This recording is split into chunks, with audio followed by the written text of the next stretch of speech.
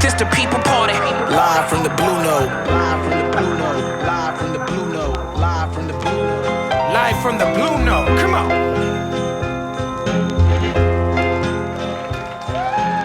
Peace and love, party people. It's Talib Kweli, the MCEO of the BKMC. You are now watching the world's greatest podcast, The People's Party.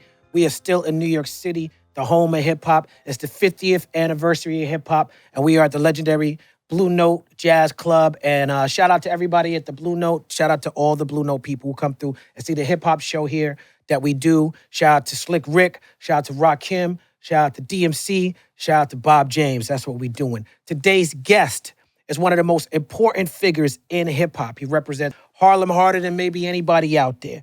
He has been a rapper, a director, a record executive, a fashion icon for a long time, a TV personality. His talent knows no bounds. He brought a certain rock star energy to hip-hop, a founding member of the legendary Dipset. They have given us many, many, many excellent projects, including Diplomatic Immunity 1 and 2, Diplomatic Ties. As a solo artist, this man has come with On My Way to Church, Harlem, Diary of a Summer, Hustlers, Product of My Environment, Pray for Rain, Capo, Wasted Talent, and Lobby Boys. We're going to get into that as well. He's been rapping his ass off lately as if he's hungry and new and fresh, even though he's been doing it for a long time. Aside from his work with Dipset, he's given us The Fraud Department, Gangsta Grills, We Set the Trends.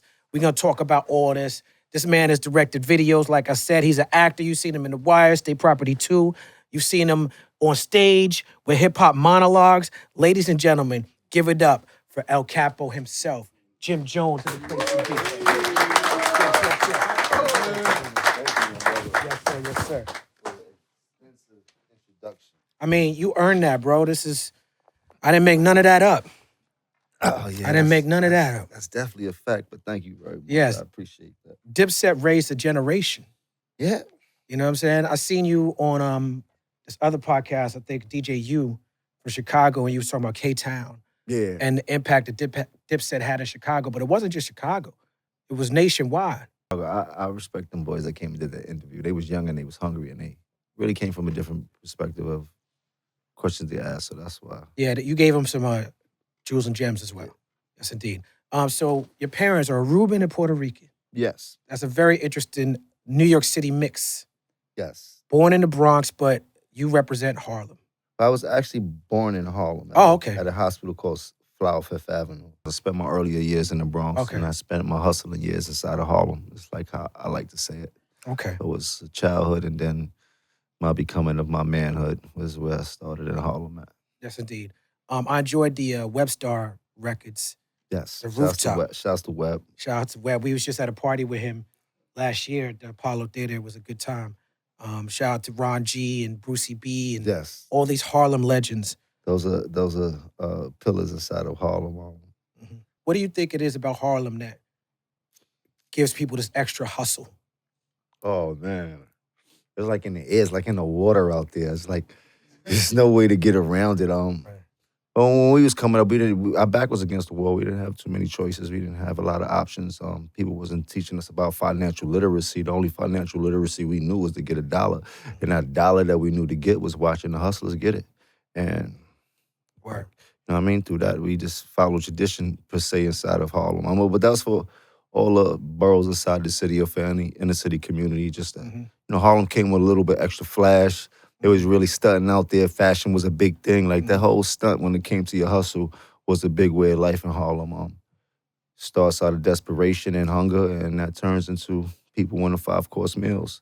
Yeah. And at the finest restaurants, we indulge way more than just the survival of hustling. Yeah, Harlem hustlers become, I think, larger than life, though, when you think about, you know, you made The Ghost of Rich Porter, you know what I'm saying? Like, yes. Dame Dash made Paid in Full. That's considered, like, the most accurate hood classic movie in terms of representing how things really went down. But very good depiction of how Harlem was moving in that day from what he painted the picture of.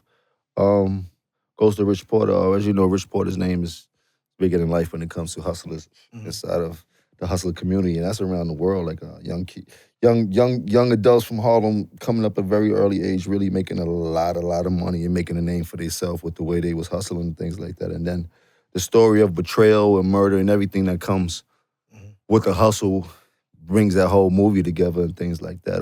But inside of our hood, he done things that a lot of us had aspired to do. And it wasn't just about him hustling, it was just the way he was moving, how he was moving, the way he was dressing, the girls that he was getting. Like, it was just the whole package when it came to Rich Porter. But looking back, and I look at all the hustlers that came before me, and they didn't get a chance to do not nearly the things that I was able to accomplish. And not to downplay anybody's story, but what I wanted to be when I was younger was something that I knew I couldn't be when I got older. It just was more of something that excited me. But when you think about real life and you start getting closer to real money and things like that, you assess life a little bit different. And I know we started doing music at a young age, so my dreams of being a drug kingpin was kind of cut short because we was hitting here damn near since high school. But we dibbled and dabbled through survival tactics and, the ups and downs of the game, and we came to a lot of obstacles that we had to overcome, and them obstacles came with us surviving in the streets and things like that. When Cam lost his deal with entertainment, we both had to go back to the streets and do things that I wouldn't recommend anybody else to do to stay afloat. But we was lucky, and God was with us in a lot of prayers, so, a lot of that has to come into play. We're very lucky. It's been a long journey with you and Cam. One of my favorite internet moments was to see when y'all got back on that court. Y'all look like y'all just came from like Sunday dinner or something. You know what I'm saying? At least one of y'all had hard bottoms on. Yes. That was, we was recreating a scene from the movie New Jack City, which is one of the most infamous movies for Harlem.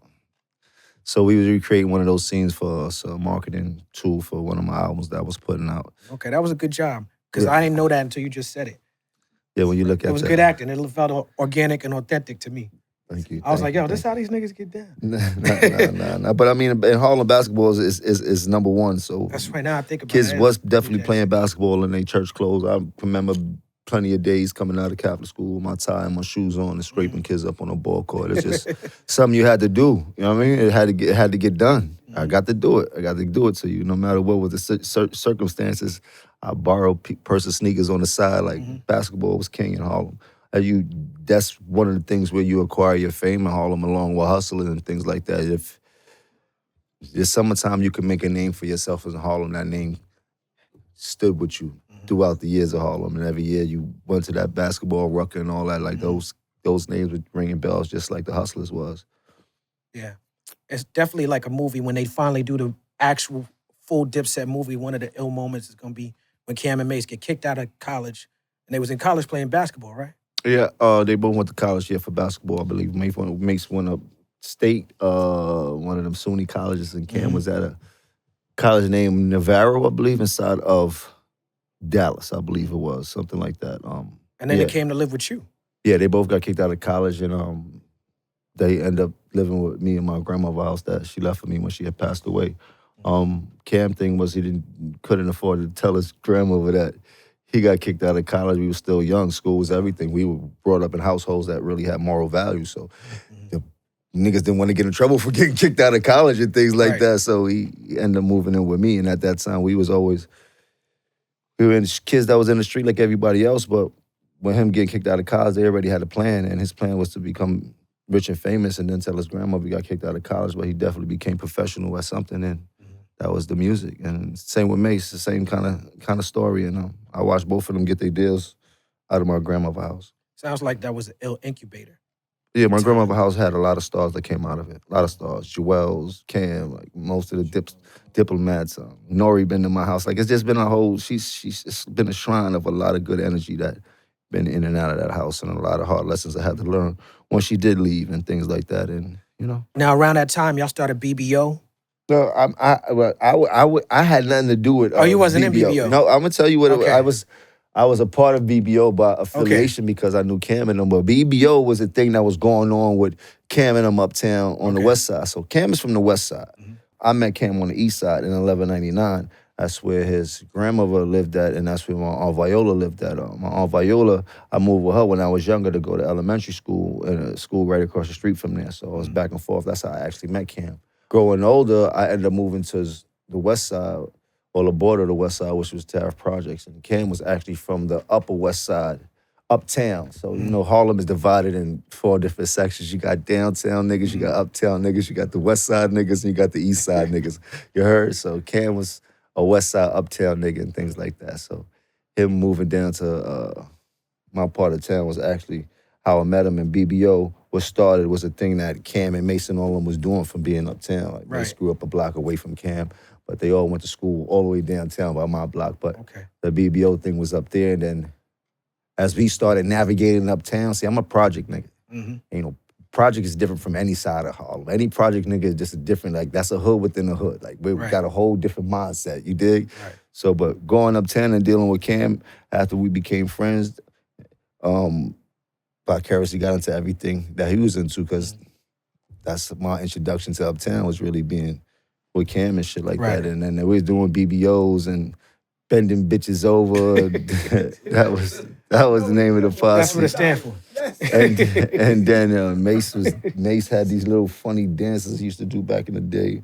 The same energy that we gave the people inside of the hip hop is the same energy we was projecting since we were in high school. Everybody was pretty much already stars and setting who they was. We all had names for ourselves inside of that era of Harlem that was a younger community right before the big hustlers and things like that. And this is the days of the Rank, Skate Key, that whole era, early 90s. So I could honestly say we really been outside running the streets since like 13, 14. And, you know, Cam and Dre Hud, R.I.P. Huddington, you know, they were a little bit more advanced. Well, Hud was more advanced than everybody. Hud was inside the clubs at 13, all the Harlem spots and all that type of shit, the Cotton Club, and then he would take Cam and them because they was brothers and shit like that. But the whole group of us was all in the same grades in high school, and basketball kept everybody together in the whole town. So vicariously, we all did everything together, including Zeke and everything. Like, it just...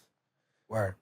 You're taking me back to a whole different era and things like that. But yeah, a lot of our paths crossed a lot when we was younger, so we did everything together, and we always had a name for ourselves. So my projects, everybody knew Joe Mode in Uptown. Cam was known for basketball, like really known for going crazy in basketball. And Mace was on the same basketball team with Cam, but they was from Uptown. They was rapping. So it was a lot of different elements to this shit. Like, it wasn't just us being lucky or them being lucky. It's a lifestyle.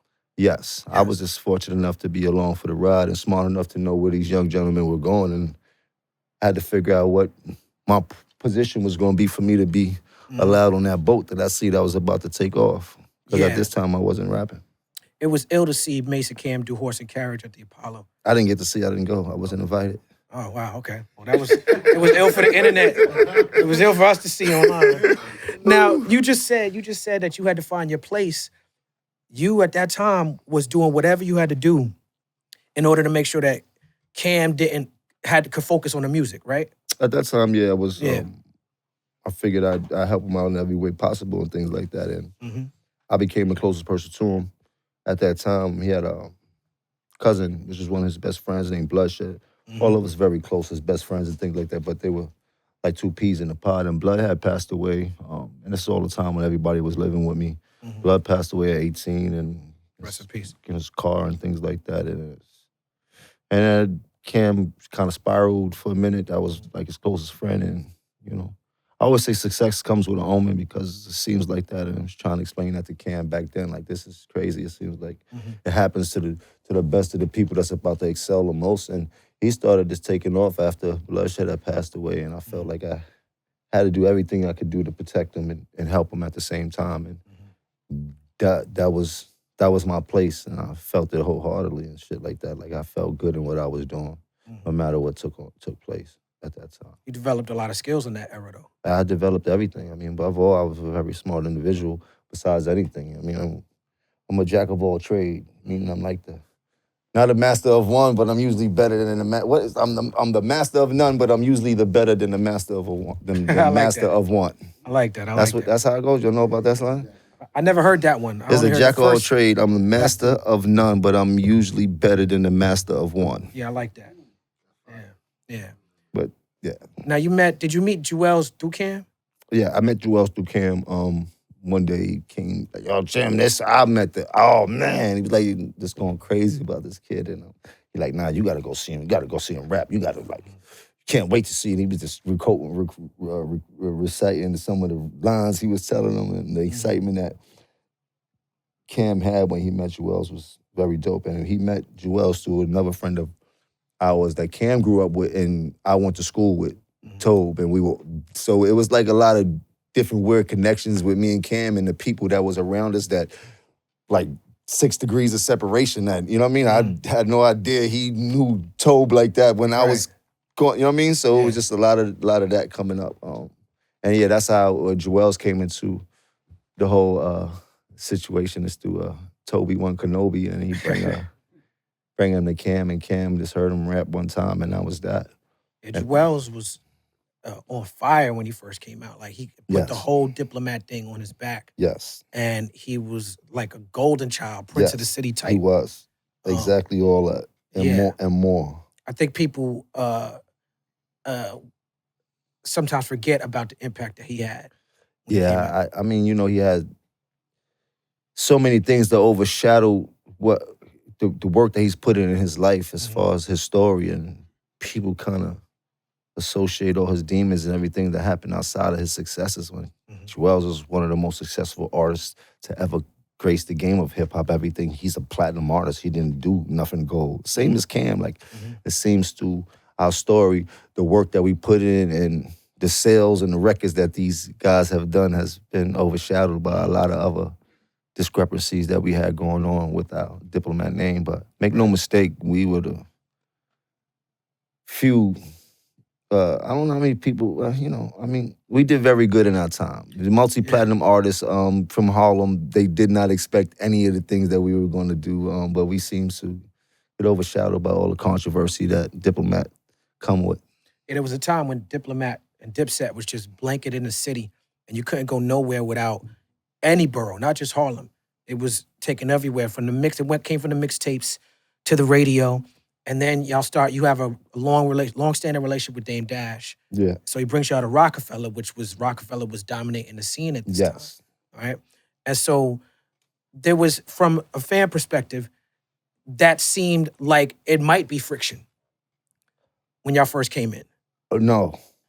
No idea that it would be friction. What do you mean, the Roc-A-Fella thing? Yeah, because... I mean, I don't know what a fan was looking like. I'm talking about from my perspective. When we first got there, it was a great thing. Okay. It made sense. Everybody was on the same page. Everybody was on one accord. We walk inside the Baseline Studio. State Prop is there. Meek and them is there. I mean, Meek and them is there. Bleak and them is there. JB in there playing pool. Like, it was moving as a family-oriented situation when we first got there. But we have nothing to do with what Dame and Jay got going on and shit like that. But us being who we are, we loyal to who y'all loyal to. You heard? That's comes, and their controversy and their separation led to a lot of the artists taking sides, which was kind of fucked up and shit like that. I would see it from my perspective. I was never signed as a Roc-A-Fella artist, but I had to roll with whatever Cam was doing and things like that. And looking back, it was just a whole fucked up situation for the whole situation. You know what I mean? Like, just to be in the midst of that going on, and we were so successful at that time, and our successors had to go through everything that was going through. So that took a lot away from what we had going. It was a lot, man. You know what I mean? It just was a lot. And I think that, I mean, looking back, I think that this is something that could have been avoided. I don't know that these niggas' business and shit like that, you dig? But from being around it and hearing what's so-called the problems and shit like that shit was some simple shit that they could have been avoided, and them niggas could have been the most powerful people to ever grace the planet when it comes to doing music, from all genres, from all eras, from the beginning when music was born to when it was, till it's still going on. They had a chance to really be that. And I'm saying separately, they didn't excel to different things that can't be touched, but I'm talking about what Roc-A-Fella had would never ever be duplicated. Not at the time they were doing it, not the energy that they was projecting. Like, everything they had was just moving stupid at that time until it started fucking up. Word. Shout out to my man Nico Is in the back. He's an artist I work with. He got a song called Tito Cracked That Dutch, which is inspired by the Cam saying on Purple Haze, Tito Cracked That Dutch. You know what I'm saying? So who is Tito? Tito is Poppin'. Okay. Poppins. Okay. Poppins. Poppins is an official member of the Diplomats. It's one of the guys that don't rap, but he's definitely a diplomat.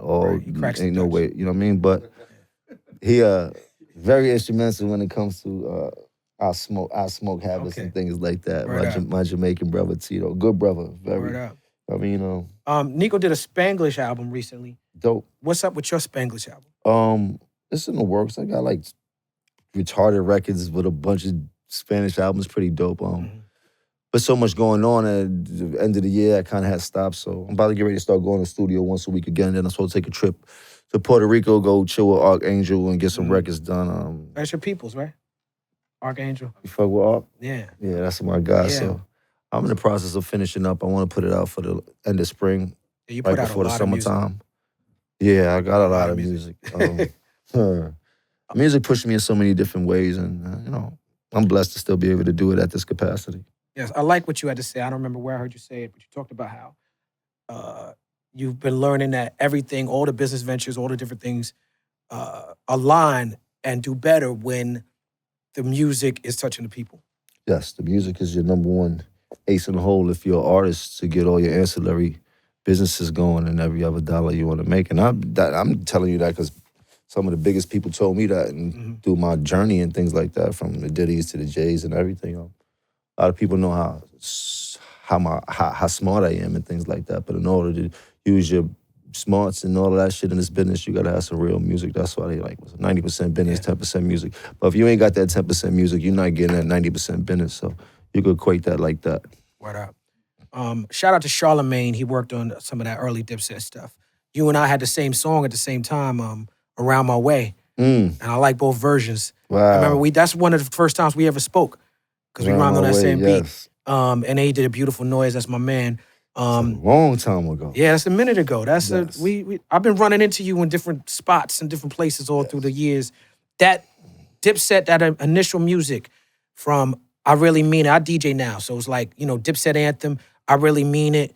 I'm Ready. This captured the era. This captured the whole sound. Yes. How did it feel when that music was playing in them clubs? And a lot of that stuff still gets played. Like if you play a New York party, you got to do a Dipset set. A set, yeah.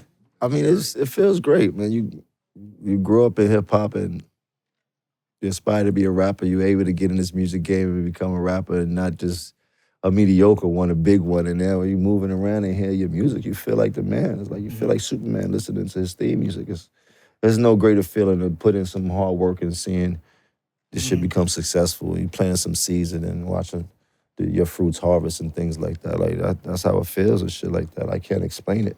You know how it feels. You've been in the positions when you do these concerts and you go inside these buildings or you walking in the street or a car drive by and your music is playing. It just puts some type of, you know what I mean? Some more confidence in you and just, I like that, like the superhero with his theme music. Yeah. That's what it feel like. Word is Definitely fun. feel like 100%. Now you had On My Way to Church. Yeah. This your first solo joint. Uh-huh. Cam says, it's your turn, you up, nigga. That's how you start the shit. Certified Gangsters. This is an amazing record. This record was big nationwide. Did this change your profile? Did this change the game for you? Yeah, it changed everything for me when I dropped Certified Gangsters. It actually saved my life and shit like that. I was very... How so? I just was in a crazy place at that time. I believe I'm about to have my kid or I just had my kid. It just was a lot. I don't even want to get into that. But I would say I would say this, at that time, I needed Certified Gangsters in my life. It changed my trajectory and where I was going and how I was living. And when I was like down on my luck and about to get into some shit that I shouldn't have got into, somebody had booked 10 shows for Certified Gangsters. And they came and bring me the first half. I believe that was like 30,000 for the first 10 shows. And that 30,000 changed everything for me. I was able to do some things that I needed to be done as a man at that time, as a young man, but as a man at that time, and that helped me up to this day.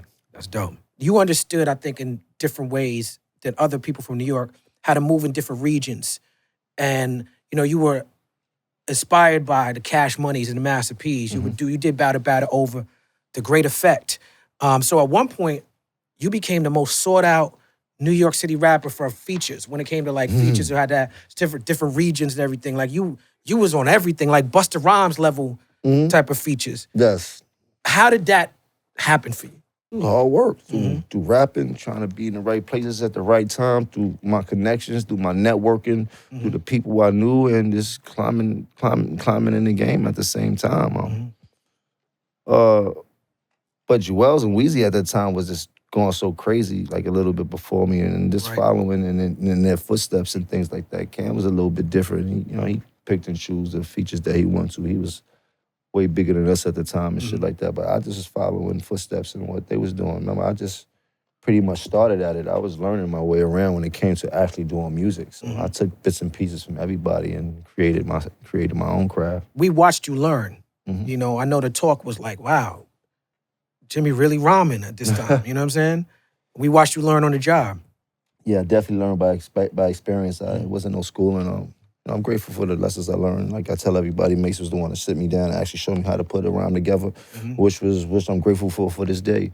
That was a great lesson for me, especially at that time, because I needed it, because they were about to go to a place where I would have been left out if I didn't know how to do music. Right. You know what I mean? And then me looking back and expecting more in a situation that they gave me everything I needed, and I'm grateful for right now. You know what I mean? Like, I could sit up here and talk about a whole bunch of shit, but what would that do when I'm doing great in life? I'm probably feel better than I ever felt when it came to me being in my position in this game. And it's good to hear you give Mace his flowers, because I know y'all had y'all issues. I ain't giving no flowers. Fuck that nigga. You heard? I'm just telling you life how the shit goes. You heard? I'm a realist. Yes, right. You dig? And I don't care about flowers. I'm telling you facts and the realist. And I'm grateful for certain things in my life. That's not me giving him no flowers. It's just me being able to understand my position when I was there. Even if I didn't understand, there's something in me was able to be like, yo, stick through this shit, because there's something greater for you in the long run. No matter how fucked up these people are that you're next to. You heard? I think that's what y'all always did for each other. Y'all always try to put each other in position. Nah. I mean, I think that's what you're supposed to. That's what you see. Yeah. Okay. You heard? Okay. Yeah. You did? I do. Everybody had to fight their position. I understand. Everybody had to fight for their position. When Mace got in position, Cam had to fight to get in his position with Mace. Okay. Yeah, he made her open the door, did something that, but if nigga didn't work to fill that shit and do what he needed to do, niggas would have been left in the sauce of that man. And then vice versa. Like when Cam got in a position, I had to fight for me to get into my position. I had to work for it, everything, you dig? Like, there's nothing was guaranteed and nothing was given. Like, you dig? They was always told me we'd bring you to the water, nigga. You gotta figure out how to fish. And I took that wholeheartedly, and I've taken nothing away from nobody. But I was there from the beginning when niggas didn't have nothing. So it wasn't like I was added to the picture. Right. You heard? Yes, indeed. I just wasn't rapping in the beginning. Yes, indeed. You dig? So everybody played their position, and I played mine as well, maybe too well. So well that I'm still here today in this capacity, and that's what I love about it. No doubt. You know, and if we want to go to statistics. Well, you've done, you've I remember being in a club with you, and We Fly High just came out, and Funk Master Flex was in the club, and he played the record for a half hour straight. Yeah. That was a big time. Great time in life. Great that record, time in life. I think even earlier on one of them earlier albums, you had said that in the hook somewhere, Fly High. Well, I don't know if it was Fly High, but the ball in that ad-lib, I've said on numerous records that I've done. I stole that ad-lib from Tupac. Tupac said ballin' all the time, and a bunch of his records and things like that. And I was like, man, I'm taking this one. Tupac, I need to hold this real quick. I was a very big Tupac fan and things like that. So, I took bits and pieces of different artists, and this is what I came up with. You know now, what I mean? If Certified Gangster put you on a new level, what level did We Fly High take you to? God level. But if you're not ready for it, and you ain't, it's not gonna work the way you want to. You heard? Yes, indeed. You gotta think godly. Like it's like almost like it's like I how could I say it?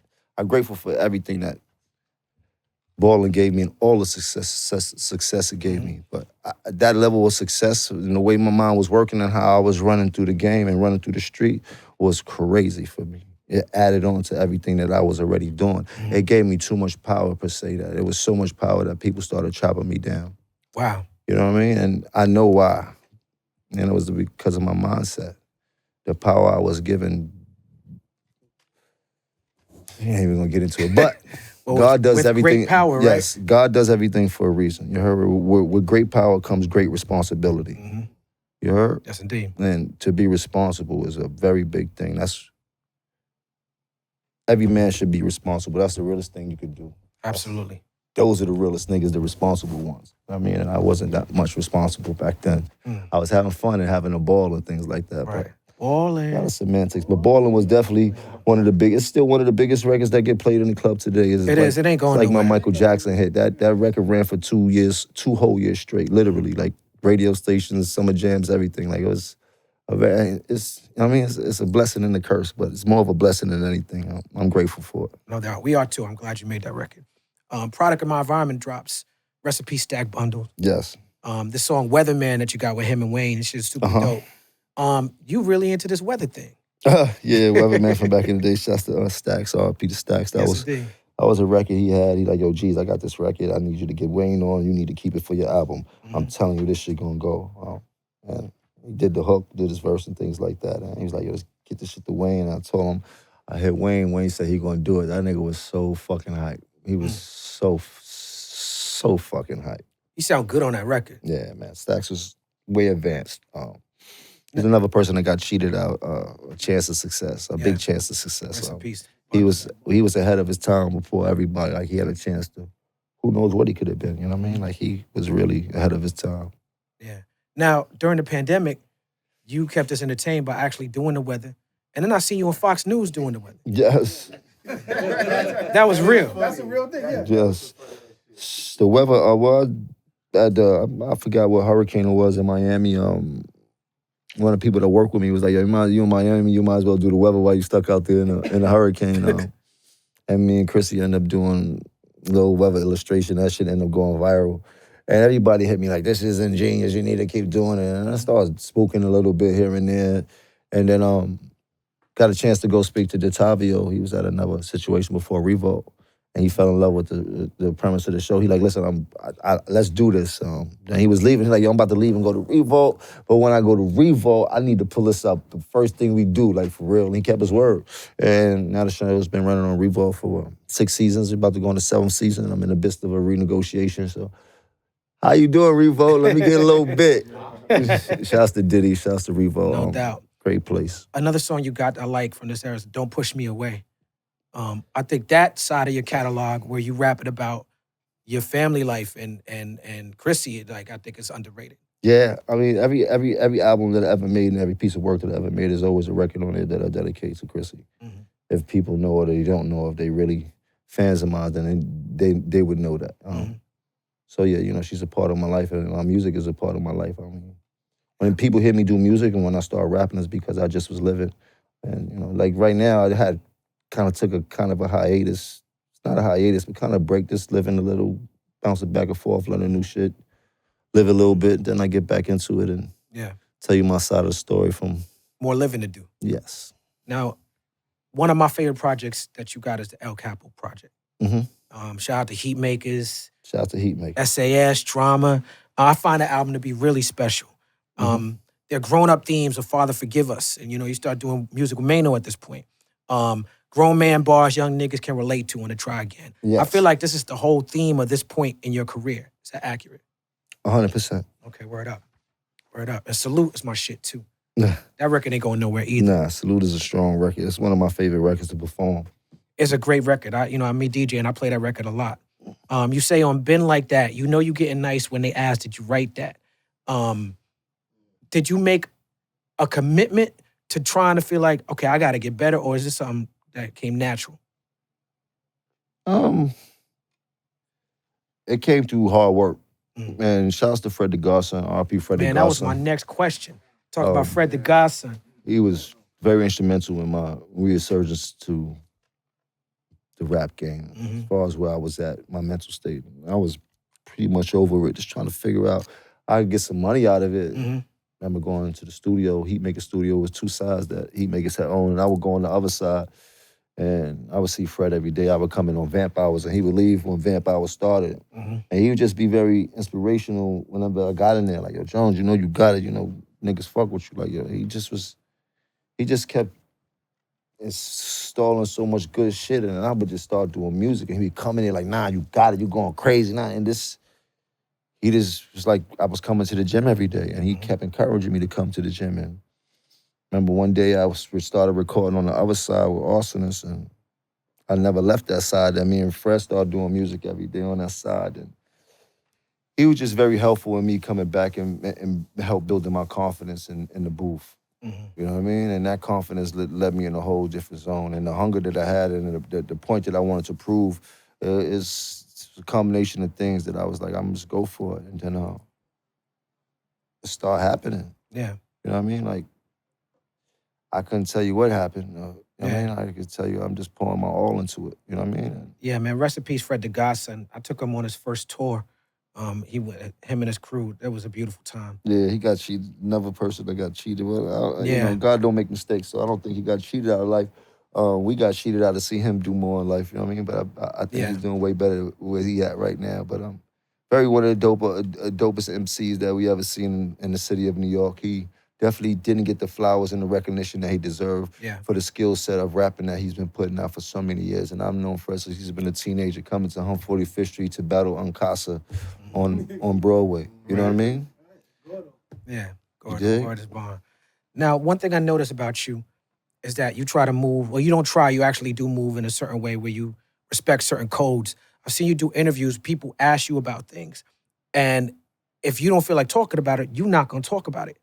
And I feel like it's about, even like we talked about the interview with the young boys from Chicago, you know, when they ask you questions and you like, listen, I don't talk about people locked up. I don't talk about people dead, because you felt like, I felt like what I was getting from you is you don't want to block any blessings.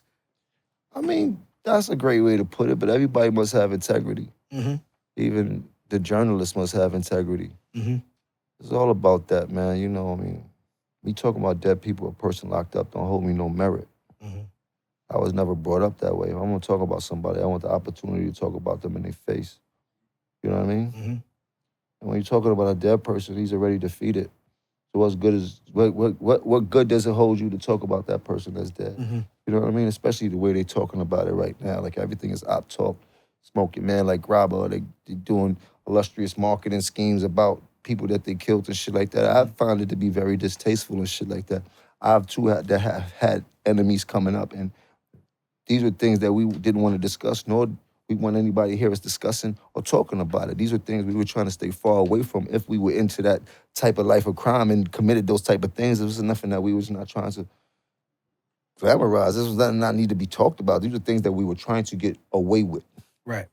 You heard? These were crimes. These are things that you could go to jail for. It's not so much no more. Niggas want to pull out their phone while they shooting their gun just to show these people that they really like that. And what does that equate to? Like, bro.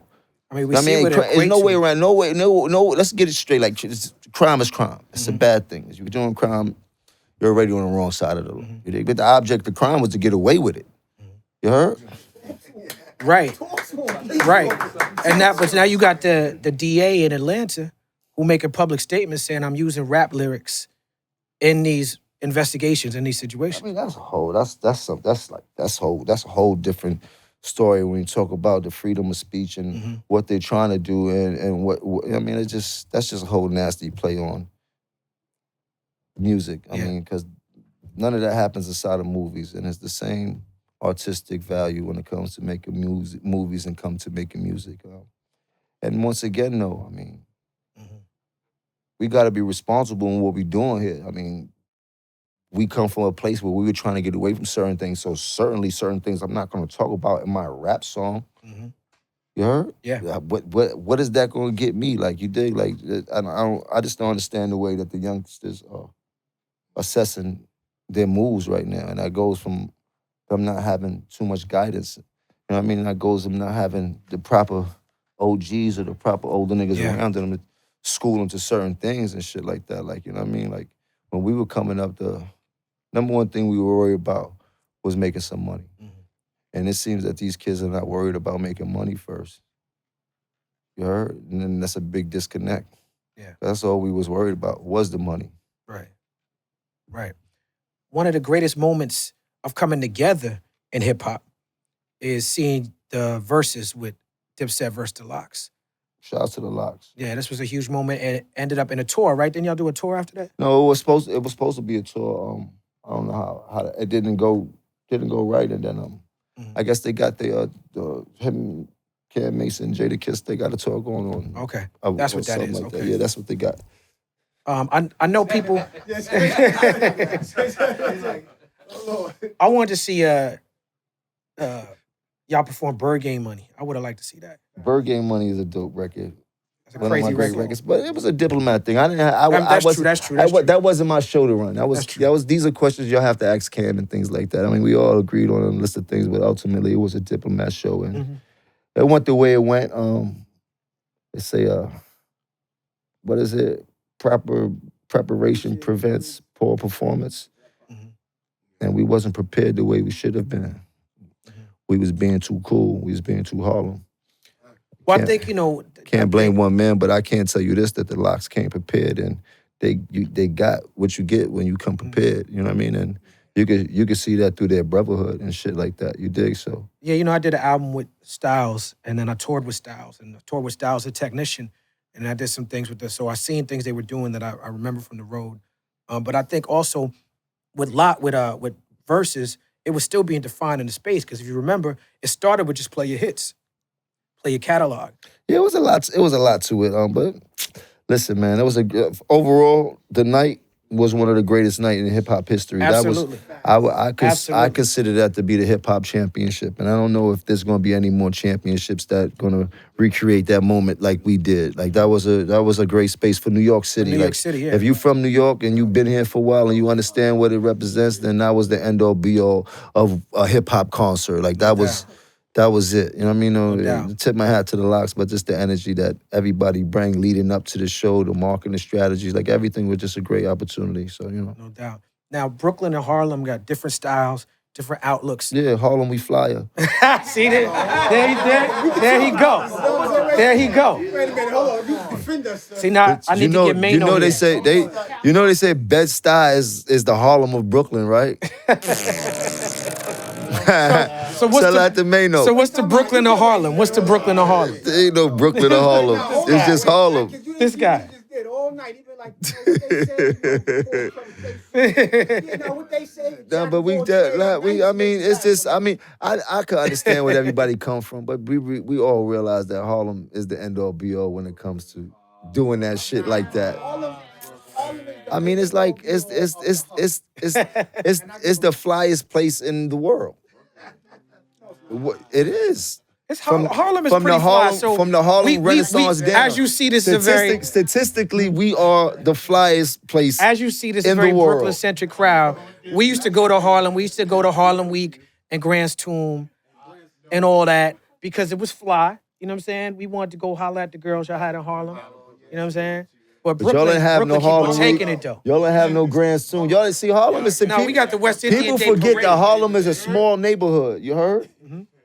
That's inside of it's inside of the big city. Them blocks are so strong and so powerful. It's like a magnet. You heard?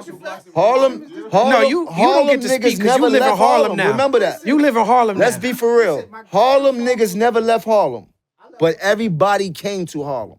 There's Brooklyn niggas like that. Brooklyn, Queens, New Jersey, Bronx. You can say what y'all want, but niggas did not go to these places Now, hold like on, they hold went on, to hold on, Harlem. hold Never on. left Harlem because y'all was not. We didn't have to. It wasn't even y'all that have to. Because y'all wasn't. We didn't have to Y'all though. didn't want to come to Brooklyn. Y'all was like this. Bro, Brooklyn was not a fun place compared to Harlem. Why do you think everybody came to Harlem? You ask a Brooklyn hustler where he was going in the summertime, he like, I'm about to go uptown to Harlem. I'm gonna fuck with these bitches. Them niggas up there doing it, they getting money. Like it was just that was the tone that we bring. You was like, you going to Brooklyn? You was like, no. Brooklyn, hell no. You want to go get stuck up? You want to go get robbed? Like that's what Brooklyn felt like when they mentioned Brooklyn to us. You heard? Like, now we ain't going there. So shout out to Mano. Shout out to the lobby boy. Shout out to the lobby boys. He would not approve of any of this. Now we got to get Mano on to defend Brooklyn. Yes. You know what I'm saying? That's right. Shout out to Mano. Lobby Boys is a particularly New York thing because the lobby is a real gathering place in New York. You know what I'm saying? Praying with Benny the Butcher's dope. I like how y'all brought the Drag On joint back. You know what I'm Yes, saying? shout out to Dragon. He gave us a blessing for that Yes. record when we was doing it. And I like just with that and with the DJ Drama joint, you got, Fabio on this joint. Like I like how you talk about the drill music helping to bring New York back to It a certain did. prominence. It did. You know? If anybody if anybody from New York doesn't say that, then they hating. Mm-hmm. You heard? Because we was out the loop. Yeah. Period. You dig? And the drill gave us a tempo and an energy that was infectious, and these kids put on for the city. They put on so much for the city that it helped everything start to come back to where we know it to be, and that's music and us being inside of the race of the music.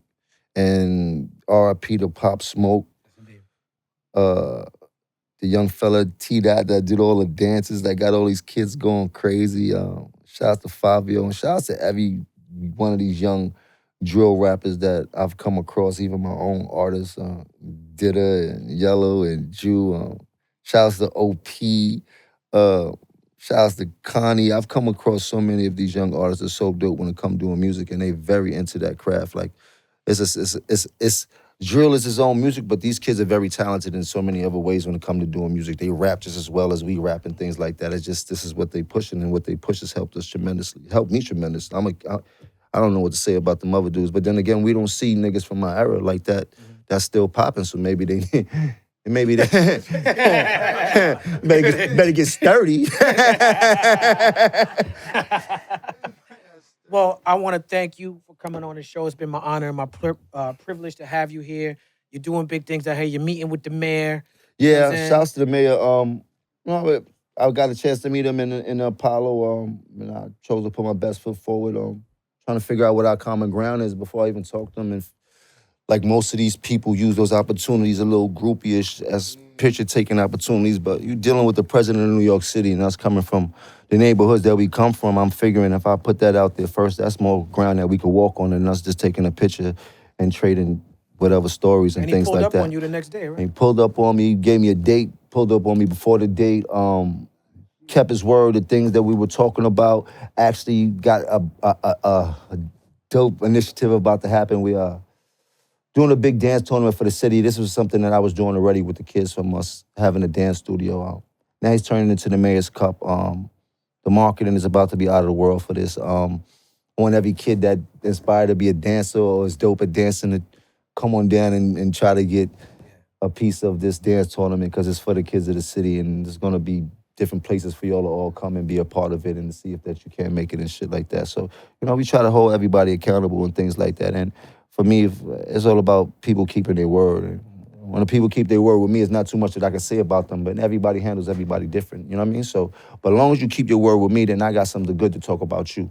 That's right. You know what I mean? That's right. And when you put in a man's position, they can't expect him to fix New York City overnight. That's right. You know what I mean? But every step is closer we get to the goal. You dig? The small steps are big steps. It's just a step getting closer, and that's what we're about. I'm just blessed to be in that position. It came a long way for me to be able to say that I had a meeting with the mayor of New York City, and sometimes people downplay that too. But they shouldn't, because he is the president of New York City, and in our city we need all the help we can. Before I get out of here, I want to tell people my, it's a lot of things I say, just stay consistent as opposed to when the days you can't be motivated. But I want people to know that prevention is way better than solution. Just remember that. Think about that. You heard? Try to prevent all that shit before you have to find a solution for that shit. You dig? Yes, indeed. I'm gonna leave you with that. No doubt. Ladies and gentlemen, Jim Jones.